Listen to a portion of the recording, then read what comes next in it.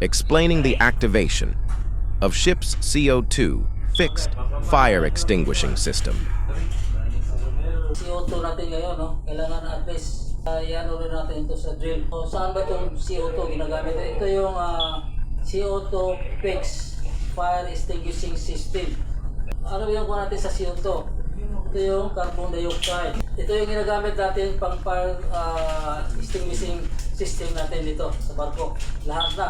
Pati yung portable natin, CO2 na rin. Ito CO2 system natin is nandoon nakalagay dito sa panel. Natabi ng panel, may manhole doon.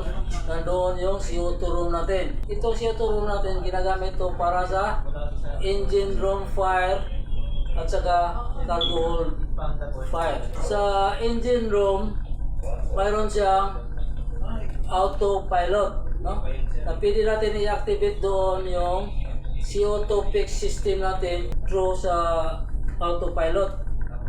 Kasi sa autopilot, mayroon siyang sa loob ng autopilot may dalawang siyang cylinder maliit.